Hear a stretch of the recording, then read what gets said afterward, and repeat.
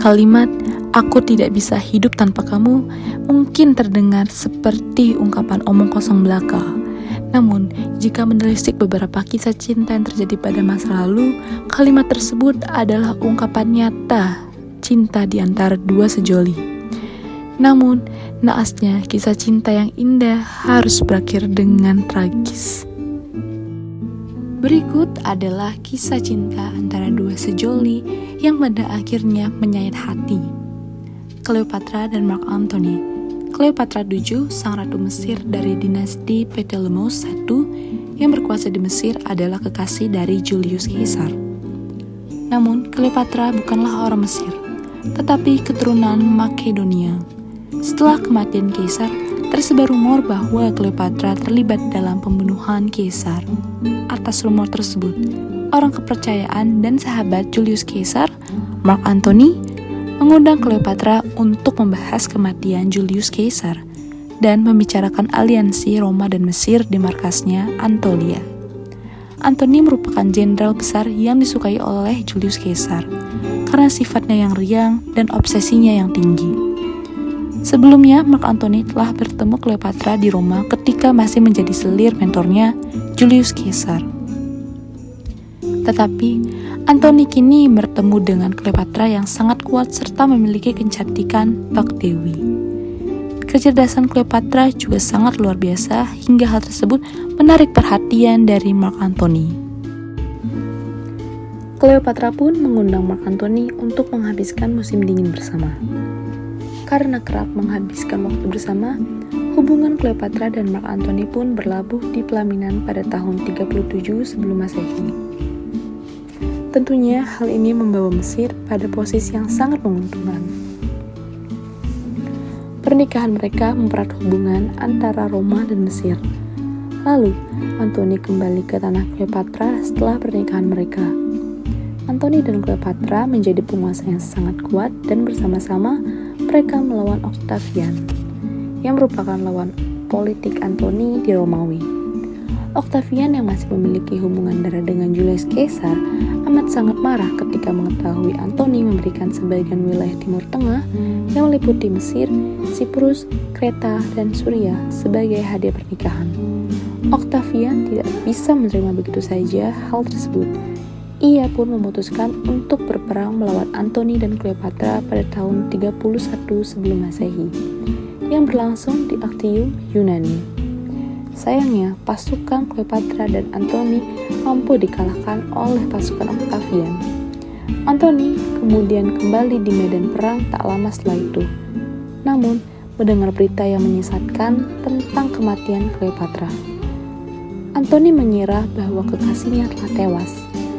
Antony lantas bunuh diri menggunakan pedangnya sendiri. Setelah mendengar berita tentang kematian Antony, Cleopatra yang ditawan di istananya sendiri terbujur di ranjangnya lengkap dengan mahkota dan perhiasan. Cleopatra membunuh dirinya dengan meletakkan ular kobra Mesir di dadanya sendiri dan membiarkan ular tersebut menggigit dirinya. Kisah cinta Heloise dan Abelard. Kisah cinta dua insan ini dikenal dalam karya sastra klasik penyair Inggris Alexander Pope. Kisah cinta mereka adalah kisah cinta nyata yang berakhir tragis pada pertengahan abad ke-12 Prancis. Kisah Heloise dan Abelard adalah kisah guru dan murid. Kisah cinta tersebut pada zamannya merupakan kisah cinta terlarang karena tidak seharusnya seorang guru jatuh cinta dengan muridnya sendiri. Hal inilah yang membuat hubungan Abelard dan Heloise ditentang oleh banyak pihak. Heloise adalah keponakan dari Fulbert, seorang yang mempunyai posisi tinggi di katedral Notre Dame. Saat itu, Heloise adalah gadis jelita yang berbakat, berusaha mencari kebenaran dan jawaban atas pertanyaan eksistensi manusia. Atas pertanyaan yang jawabannya selalu dicari oleh Heloise. Pada zaman itu, hanya satu orang yang dapat memberikan pendidikan yang ia cari, dan itu adalah Abelard. Abelard adalah salah satu guru dan filsuf yang sangat terkenal di Paris. Hubungan Heloise dan Abelard pun tidak sebatas antara guru dengan murid, melainkan tumbuh menjadi cinta dan hasrat. Atas hubungan terlarang yang dijalankan oleh Heloise dan Abelard, Heloise mengandung anak lelaki Abelard. Sadar akan bahaya yang akan menimpa mereka berdua bila mereka tetap tinggal di Paris, mereka kemudian melarikan diri ke Britania di Laut Prancis. Mengetahui hal yang menimpa keponakannya, Fulbert melindungi harga diri Heloise yang telah tercemar atas berita yang tersebar. Fulbert menggelar pernikahan Heloise dan Abelard. Meskipun awalnya Heloise menolak pernikahan tersebut karena ingin Abelard tetap bisa mengajar. Hal itu dikarenakan karena Abelard adalah guru besar. Dan jika Abelard ingin tetap bisa mengajar, Abelard dituntut untuk tidak menikah. Namun karena melindungi nama baik Heloise, pernikahan pun dilaksanakan secara rahasia. Heloise diamankan dan tinggal dengan saudara perempuan Abelard sampai melahirkan anaknya yang diberi nama Astrolabe. Selanjutnya, Astrolabe diasuh saudara perempuan Abelard. Setelah itu, Heloise disuruh untuk menjadi biarawati, bahkan kemudian hari menjadi kepala biara. Ketika paman Heloise mengetahui bahwa Heloise dijadikan biarawati, emosi Fulbert pun membara karena menganggap bahwa keponakannya sengaja diabaikan oleh Abelard. Fulbert pun membeberkan pernikahan rahasia antara Heloise dan Abelard ke seluruh orang dan menyuruh beberapa orang untuk mengebiri Abelard.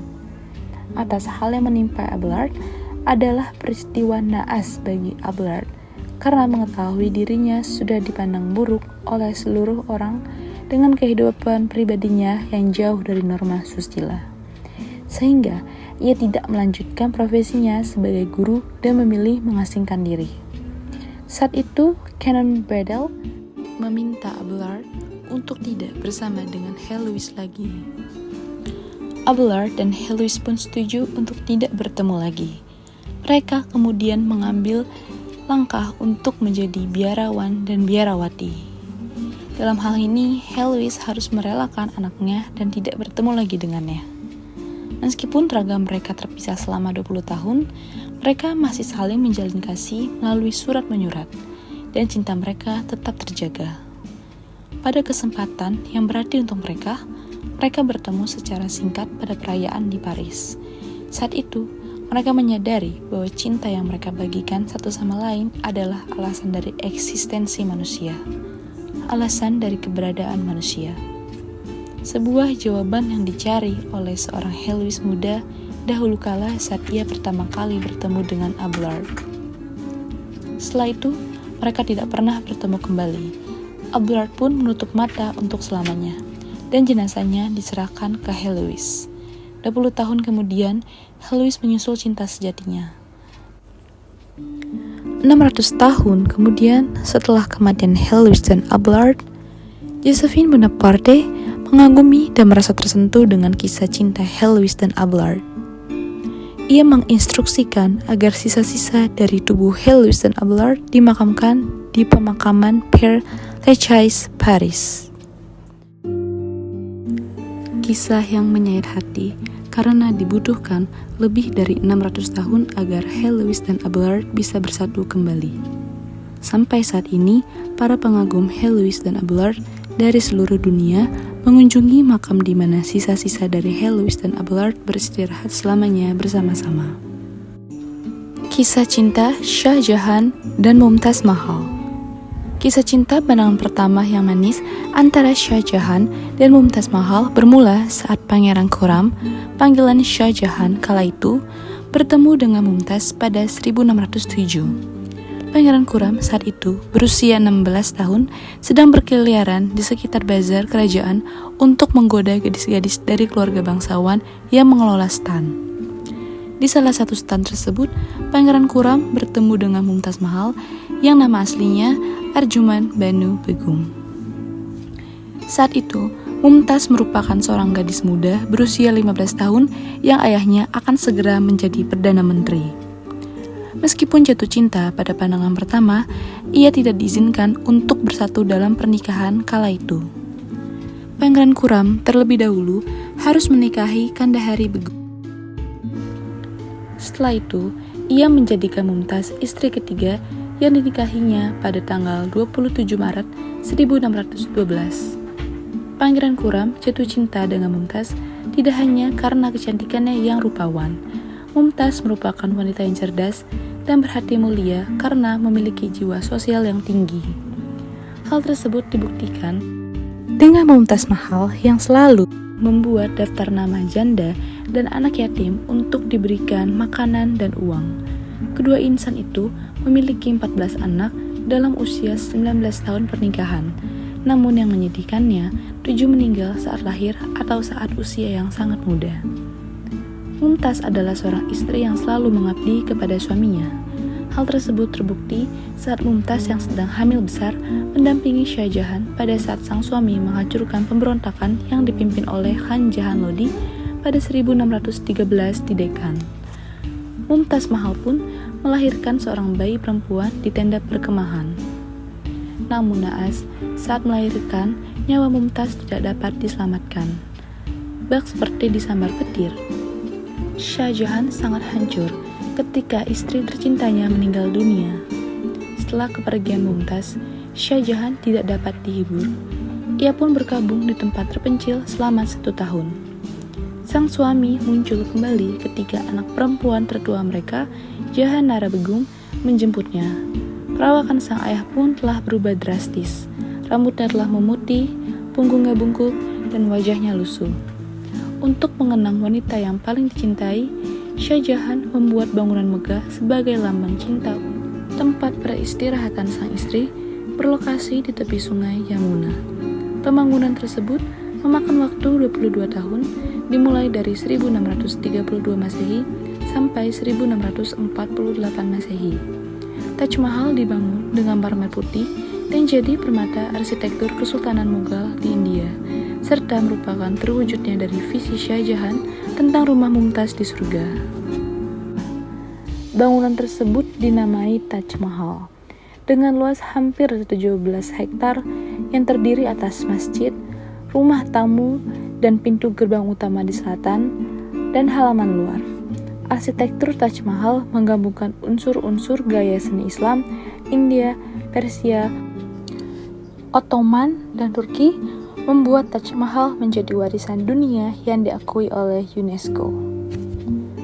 Dengan arsitek utama Taj Mahal, Ahmed Shah Lahore, pembangunan Taj Mahal melibatkan tukang batu, pemotong batu, pelapis, pemahat, pelukis, ahli kaligrafi, pembuat kubah, dan pengrajin lainnya yang didatangkan dari seluruh kekaisaran, juga dari Asia Tengah dan Iran. Selain itu, 1000 gajah juga dilibatkan untuk membawa bahan bangunan. Kisah cinta Ines de Castro dan Raja Pedro.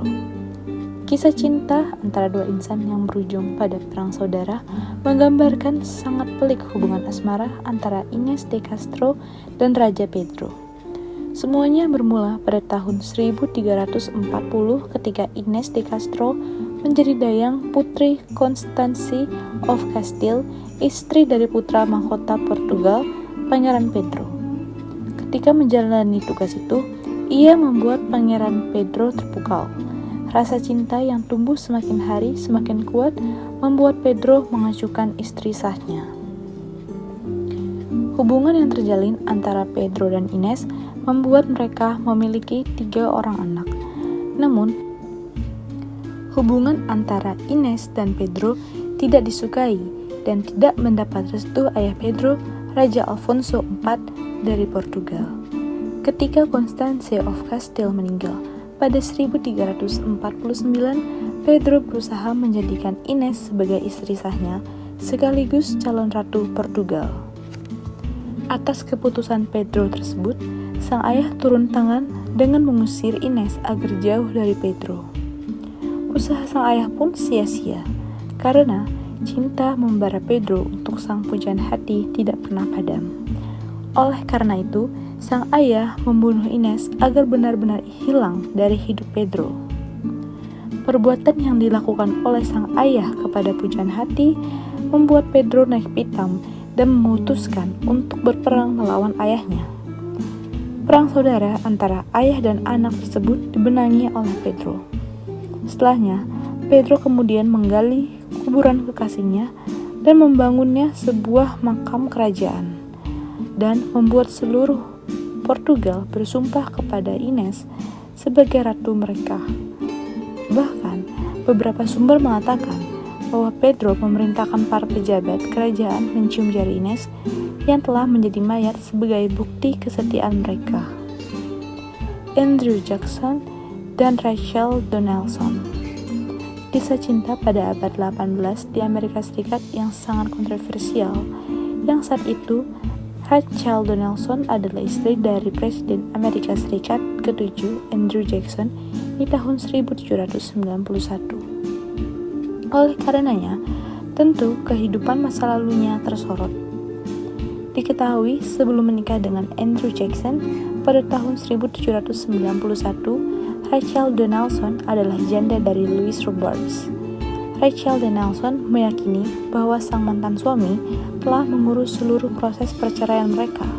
Namun, ternyata Louis Roberts tidak mengajukan surat-surat perceraian tersebut secara legal dan sah sampai tahun 1793. Akibatnya, Rachel Donaldson dianggap menikahi dua pria atau poliandri. Kala itu, tentunya hal tersebut adalah skandal dan tidak disukai.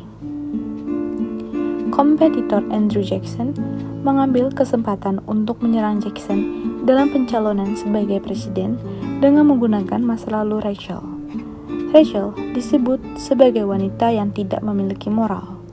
Tentunya hal tersebut menjatuhkan mental Rachel yang membuat kesehatannya terus menurun. Stres yang dialaminya membuat kondisi jantungnya semakin memburuk. Selama ia menderita penyakit jantung yang dialaminya, Andrew, sang suami, selalu berada di sisinya dan tidak pernah meninggalkannya. Legenda mengatakan bahwa 3 hari sebelum Natal, Rachel bersikeras memberitahu sang suami bahwa ia merasa lebih baik agar Andrew beristirahat meninggalkannya. Sang suami pergi ke kamar sebelah, dan saat Andrew kembali memeriksa Rachel telah meninggal terkena serangan jantung 2 bulan sebelum sang suami menjabat sebagai presiden.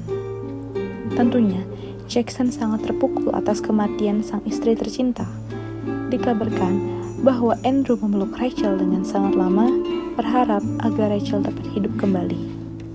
Makam Rachel di Taman Hermitage, Jackson berbaring di sampingnya. Pemakaman pada 24 Desember juga melegenda. Bisnis di seluruh Tennessee ditutup. Lonceng gereja berbunyi selama 1 jam. 10.000 orang datang ke pertapaan untuk memberikan penghormatan kepada seorang yang begitu lembut dan berbudi luhur. Fitnah mungkin melukai, tetapi tidak pernah bisa mencemarkan. Namun demikian, Andrew Jackson tidak akan pernah memaafkan mereka yang diyakini mempercepat kematian Rachel. Beberapa kisah cinta yang baru saja dipaparkan hanyalah sebagian dari kisah cinta dengan harapan akhir yang bahagia, namun harus berakhir dengan duka. Meskipun demikian, cinta yang tertanam dalam hati dan jiwa mereka abadi tak terhapuskan.